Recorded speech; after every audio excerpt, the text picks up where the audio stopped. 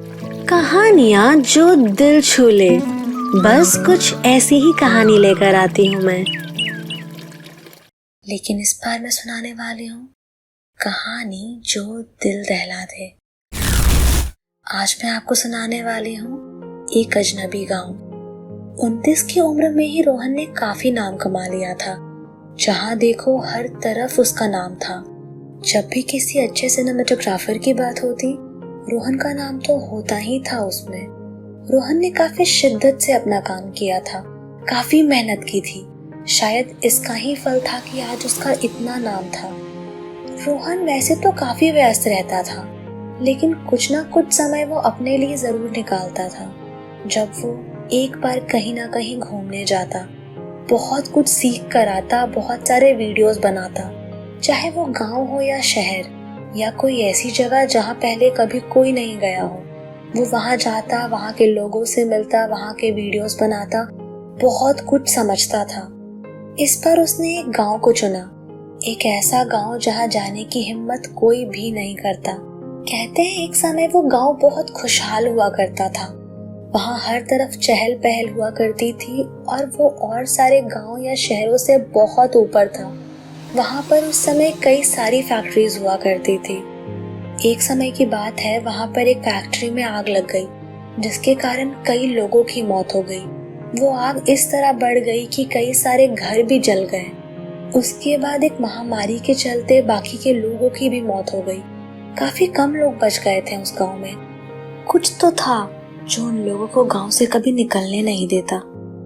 हाँ, अब कोई वहां जाकर बसता नहीं था, लेकिन वहां के लोग वहां से बाहर नहीं निकल पाते थे।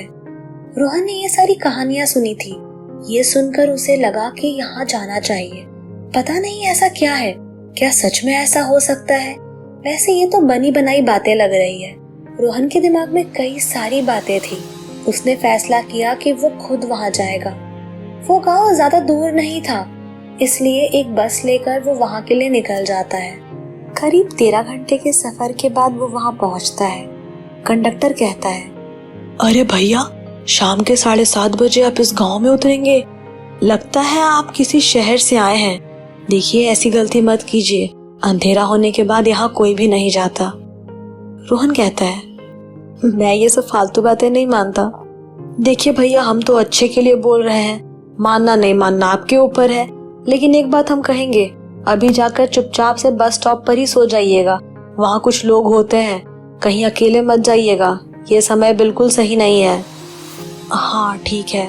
रोहन बिना किसी बहस हामी भर देता है। वो बस स्टॉप पर उतर जाता है।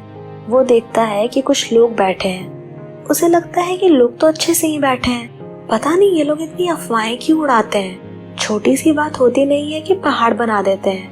ऐसे लोगों को ना सजा मिलनी चाहिए। रोहन अपना सामान लेकर गांव के अंदर जाता है।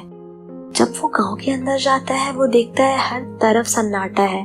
हाँ, घरों से कुछ आवाजें तो आ रही थी, लेकिन घर के बाहर एक आदमी नहीं था। अरे अभी तो 8 भी नहीं बजे हैं। ये लोग क्या इतनी जल्दी सो जाते हैं? खैर, गांव है, शायद यहाँ की जिंदगी ऐसी ही होगी। मैं तो ये भी रिकॉर्ड करूंगा। कितनी अजीब बात है ना ये हम लोगों के लिए कि यहाँ के लोग 8 बजे के पहले सो जाते हैं। हमारे तरफ तो 8 बजे हम जिंदगी शुरू करते हैं अपनी। रोहन गांव तो आ गया था, लेकिन उसके पास रहने के लिए कोई भी जगह नहीं थी। उसे लगा अब जाऊं तो जाऊं कहाँ? यहाँ तो कुछ ऑनलाइन था भी नहीं, और मुझे लगा 8 बजे के पहले तो कुछ ना कुछ मिल ही जाएगा। लेकिन अभी तो यहाँ पर ऐसी हालत है कि दूर दूर तक कुछ भी नहीं दिखाई दे रहा है। वो चलता जाता है, तब उसे दूर एक गेस्ट हाउस दिखाई देता है। रोहन वहां जाकर जोर जोर से दरवाजा खटखटाता है, लेकिन कोई दरवाजा नहीं खोलता। वो फिर से खटखटाता है, कोई है? दरवाजा खोलो, देखो मैं बहुत दूर से आया हूँ, मुझे एक कमरा चाहिए। कोई है क्या? हेलो, कोई है? बहुत देर खटखटाने के बाद एक आदमी आता है। कौन हो तुम? हेलो, मैं रोहन हूँ। मैं ये गांव घूमने आया हूँ, लेकिन मुझे रहने के लिए कोई जगह ही नहीं मिल रही। तो मुझे आपकी ये गेस्ट हाउस दिखी तो मैं यहाँ आ गया। क्या मैं यहाँ रुक सकता हूँ? ठीक है, अंदर आ जाओ, लेकिन उसके पहले तुम्हें इस जल से अपने हाथ पैर धोने होंगे। हाँ ठीक है। रोहन अपने हाथ पैर धोता है और अंदर आ जाता है। वो आदमी चिल्लाता है, नहीं ठीक है, सच में ये एक लड़का है जो यहाँ रहने आया है।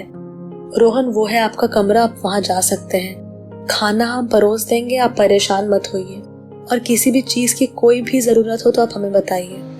रोहन को लगता है कि ये तो बड़े अच्छे लोग हैं, आते ही कितनी खातिरदारी कर रहे हैं उसकी। लेकिन ये क्या था कि लड़का ही है? पता नहीं, अजीब ही पागल लोग मिल रहे हैं मुझे आज। खाना खाने के बाद रोहन अपने कमरे में आकर लेट जाता है। तभी उसे खिड़की के बाहर कुछ लोगों के बात करने की आवाज आती है। उसे लगता है अभी इस वक्त बात कौन कर रहा है।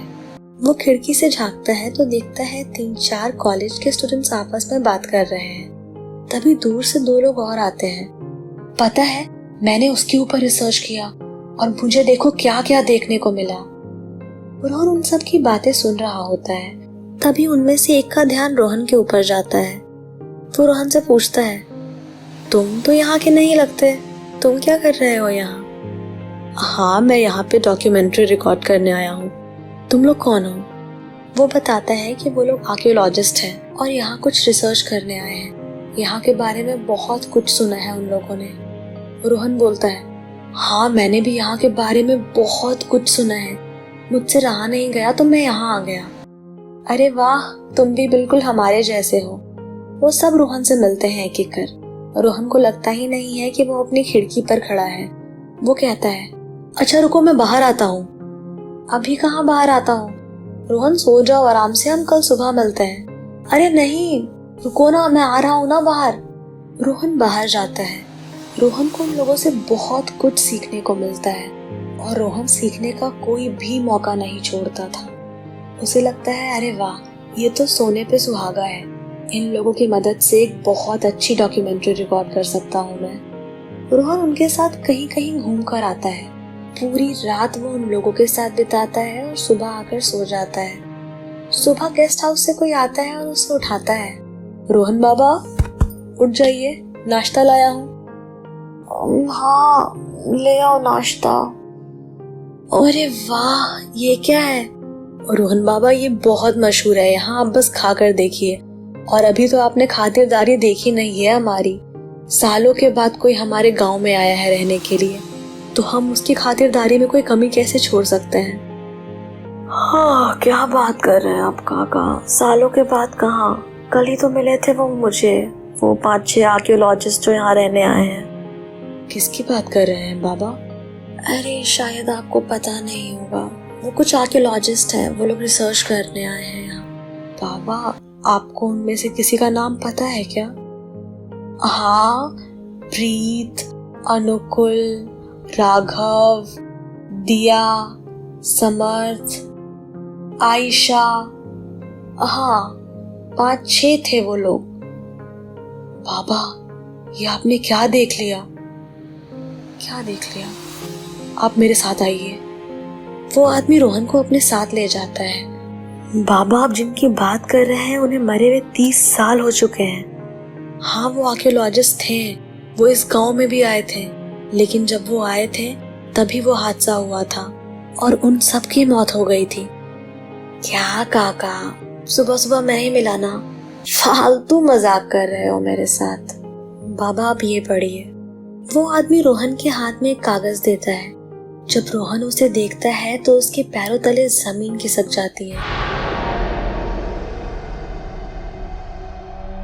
वो आदमी बिल्कुल सही कह रहा था। रोहन को कुछ समझ नहीं आता है कि उसने क्या देख लिया। अब उसे एक पल भी यहाँ ठहरने का मन नहीं कर रहा था। काका, मुझे यहाँ से जाना है, मैं यहाँ नहीं रह पाऊंगा। ये मैंने क्या देख लिया? ये क्या हो गया मुझसे? मुझे यहाँ आना ही नहीं चाहिए था। बाबा, अब आप यहाँ से कभी नहीं जा सकते। ऐसे कैसे नहीं जा सकता? रोहन अपना सामान उठाता है और वहाँ से जाने के लिए निकल जाता है। वो जाकर बस स्टॉप पर बैठता है और कुछ ही देर में बस आ जाती है। वो वापस अपने घर पहुँचता है। ये सारी चीजें उसके दिमाग से निकल ही नहीं रही थी। उसका किसी भी काम में मन नहीं लग रहा था। वो शांति से जाकर सो जाता है। उसे लगता है कि वो बहुत थका हुआ है। जैसे ही वो अपनी आंखें खोलता है वो देखता है कि वो उसी गेस्ट हाउस में लेटा हुआ है। वो भागने लगता है, हर तरफ दौड़ता है। मैं यहाँ कैसे आ गया? मैं यहाँ कब आया? बस कुछ देर पहले ही आए हैं अब यहाँ। मैंने कहा था ना कि अब आप यहाँ से कभी नहीं जा सकते। नहीं, मैं यहाँ नहीं रुक सकता, मुझे मेरे घर जाना है। रोहन वापस अपने घर के लिए निकलता है, लेकिन इस बार उसे एक लड़की दिखती है जो उसके रास्ते में खड़ी होती है। वो हंसती है और कहती है, तुम यहाँ से कभी नहीं जा सकते, तुम्हें यहाँ रहना होगा हमेशा के लिए। रोहन चिल्लाता है, मैं यहाँ नहीं रुक सकता। तुम लोग क्या कर रहे हो? तुम लोग क्यों कर रहे हो ऐसा? मैंने क्या बिगाड़ा है तुम लोगों का? तुम्हें किसने कहा था यहाँ आने के लिए? तुम तो बड़ा मजाक बना रहे थे ना। तुम्हें क्या पता तकलीफ क्या होती है। खैर, तुम्हें भी होगी अब वही तकलीफ जो कभी हमें हो रही थी। अचानक से वो लड़की कहीं गायब हो जाती है। उसके गायब होते ही रोहन का शरीर जलने लगता है। उसे इतनी जलन हो रही थी जैसे किसी ने आग लगा दिया है उस पर। वो चिल्ला रहा था, वो तड़प रहा था, लेकिन कोई उसकी मदद करने नहीं आ रहा था। वो भागता हुआ जाकर पानी में लोट-पोट होने लगता है। उसे कुछ समझ नहीं आता है कि वो क्या करे। कुछ समय के बाद पानी से निकलकर वो वापस गेस्ट रूम आ जाता है। वो वहाँ आकर बहुत जोर जोर से रोने लगता है। मुझे बचा लो, मुझे जाने दो यहाँ से, मुझे नहीं आना चाहिए था यहाँ। तभी खिड़की के बाहर कोई खड़ा होता है। हाँ, सही कहा, तुम्हें नहीं आना चाहिए था यहाँ, लेकिन तुम अब यहाँ से कभी नहीं जा सकते। आओ रोहन, बाहर आओ, चलो हम घूम कर आते हैं। रोहन चिल्लाता है, बचाओ बचाओ बचाओ, और वो चिल्लाकर हर तरफ भागने लगता है। तभी वो बाबा आते हैं, उससे एक धागा बांधते हैं और कहते हैं, रोहन बाबा, बस आप यहाँ से बाहर मत निकलिएगा, चाहे कुछ भी हो जाए, कितना भी कोई बुलाए, बाहर मत जाइएगा। रोहन उस कमरे में जाकर बैठता है। वो देखता है कि खिड़की के बाहर वो 6 खड़े हैं और उसे चिल्ला चिल्ला कर बुला रहे हैं। उनकी आवाज़ें रोहन के कान में जैसे गूंज रही होती है। रोहन कहता है, तुम चाहे कुछ भी कर लो, मैं बाहर नहीं आऊँगा। रोहन को कोई तकलीफ महसूस नहीं होती है। जब भी वो उन लोगों से मिलता था, रोहन को एक अलग से तकलीफ महसूस होती है। उस धागे को बांधने के बाद रोहन को ऐसा कुछ भी महसूस नहीं हो रहा था। वो लोग चिल्ला रहे थे, रोहन अभी के अभी यहाँ आओ। रोहन अपने हाथों से अपने कानों को बंद करता है और बस शांति से वहाँ बैठा रहता है। वो देखता है कि कुछ समय के बाद वहाँ बाहर कोई भी नहीं है। रोहन कहता है, मुझे मेरे घर जाने दो, मैं क्या करूँ कि मैं अपने घर चला जाऊँ। रोहन वहाँ से निकलता है। वो सोचता है चाहे कुछ भी हो जाए, उसे यहाँ से निकलना ही पड़ेगा। रोहन देखता है कि रास्ते में 2 लोग खड़े हैं। वो लोग रोहन की तरफ देख रहे होते हैं, लेकिन रोहन उन्हें नज़रअंदाज कर देता है। तुम कहाँ जा रहे हो? तुम नहीं जा सकते, तुम कितनी भी कोशिश कर लो, तुम नहीं जा सकते। एक आदमी ऐसा बोलता है और रोहन के पास आता है। वो रोहन को खींचता हुआ वापस लेकर जाता है। रोहन के खून से पूरा का पूरा रास्ता रंग रहा था, लेकिन उस आदमी के चेहरे पर एक भी शिकन नहीं था। रोहन तकलीफ से चिल्ला रहा था, मुझे छोड़ दो, मुझे जाने दो, मुझे माफ कर दो। लेकिन वो आदमी सुनने का नाम ही नहीं ले रहा था। अचानक से रोहन देखता है कि उसके सामने से एक भीड़ आ रही है और ये दोनों अचानक गायब हो जाते हैं। रोहन कुछ सोचता भी नहीं है। वो भागता हुआ बस स्टॉप की तरफ जाता है। कुछ ही देर में बस आ जाती है और वो अपने घर पहुंच जाता है। वो घर जाकर सारी बात बताता है। रोहन एक काफ़ी नामी घर से आता था, इसलिए उन लोगों की काफ़ी जान पहचान भी थी। रोहन के परिवार वाले कुछ लोगों को बुलाते हैं, जो लोग रोहन को इन सारी चीज़ों से मुक्त कर देते हैं। वैसे तो ये काफ़ी मुश्किल था, लेकिन वो रोहन को एक चीज़ देते हैं। वो कहते हैं कि जब तक वो रोहन के पास है, कोई उसे कुछ भी नहीं कर सकता है और उसे ज़िंदगी भर इस चीज़ को अपने पास रखना है। बस इस कहानी में इतना ही। मैं जल्दी ही लेकर आऊँगी एक नई कहानी आप सबके लिए। अगर कहानी पसंद आई हो तो लाइक करें, कमेंट करें और शेयर करें, और चैनल को सब्सक्राइब करना बिल्कुल भी ना भूलें।